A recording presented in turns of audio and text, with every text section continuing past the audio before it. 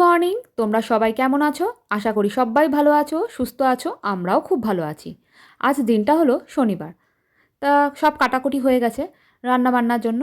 তা প্রতি শনিবার নিরামিষ খাওয়া হয় না, কিন্তু এই শনিবার একটু ভাবলাম নিরামিষ করি। তা করব হলো ডাল, থোড়, আর করব বেগুন দিয়ে সর্ষে পোস্ত। তা সব কিছু রেডি করে নিয়েছি, আর ওদিকে সব ঘুমাচ্ছে। আজ শনিবার, মিঠির আবার পরীক্ষা নেই। ব্যাস, কে দেখে ওকে।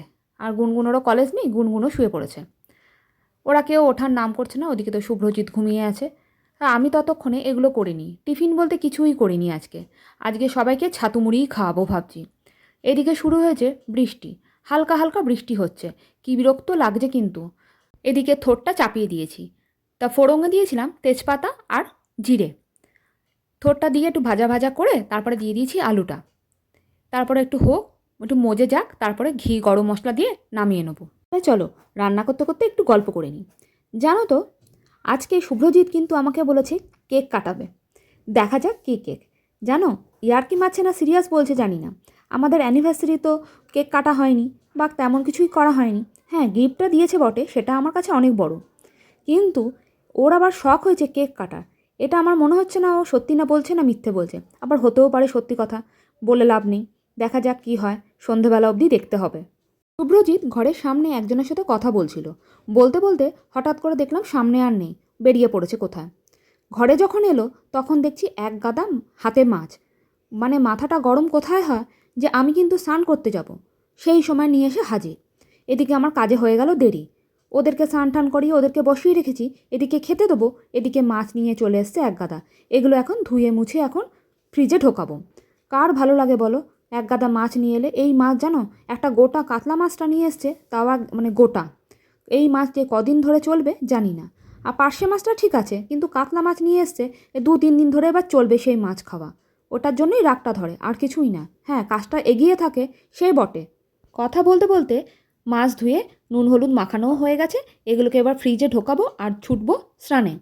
আর মেয়ে দুটোর খুব খিদে পেয়ে গেছে। মেয়ে দুটোর বলবো না, পেয়েছে হলো আমারও।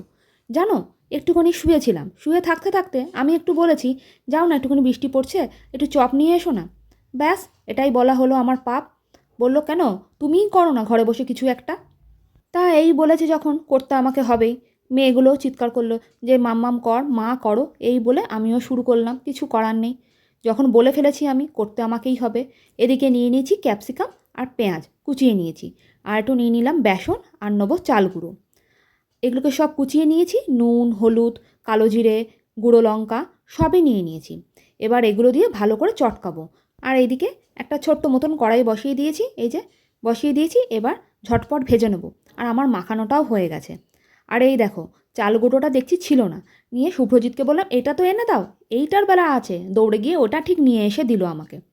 তাই এই দেখো, কড়াইতে তেল দিয়ে দিয়েছি। তা চলো তাড়াতাড়ি করে এটা করে নিই। এই দেখো, মেখেও নিয়েছি, বেশ ভাজা মানে মাখো মাখো যাতে হয় সেরকম করেছি। মানে একটু শক্ত শক্ত যাতে হয়। এই যে দিয়ে দিয়েছি। ভাবলাম একটু কেউ করে খাওয়াবে বা হাতের সামনে পেয়ে যাব। না, ভুল করলাম বলে যেন আমিই ফেসে গেলাম বলে।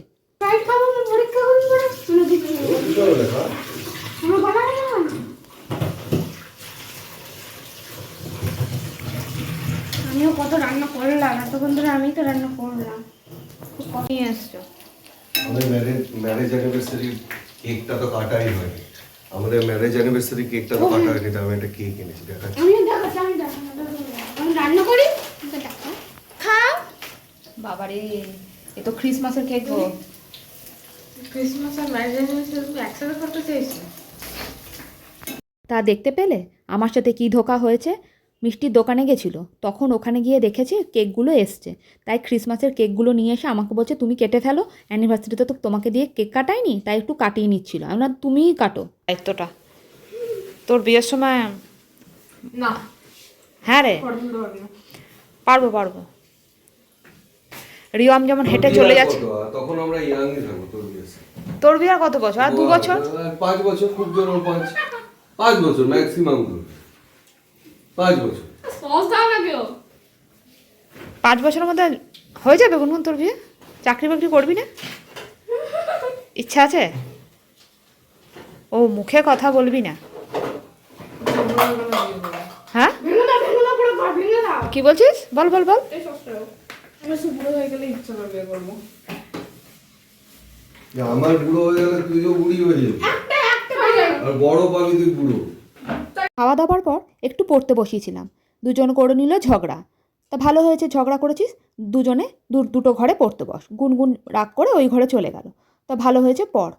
আজকের জন্য ভিডিওটা এখানেই শেষ করছি। তোমাদের যদি ভালো লেগে থাকে একটা like, comment, share and subscribe করতে একদম ভুলো না। আর যারা এখনও সাবস্ক্রাইব করোনি, ভাবছো করবে, একটা সাবস্ক্রাইব করে দিও। তা আজকের জন্য ভিডিওটা এখানেই শেষ করলাম। তোমরা সবাই ভালো থেকো, সুস্থ থেকো, সাবধানে থেকো, আর সকলকে ভালো রেখো। এখনকার জন্য টাটা।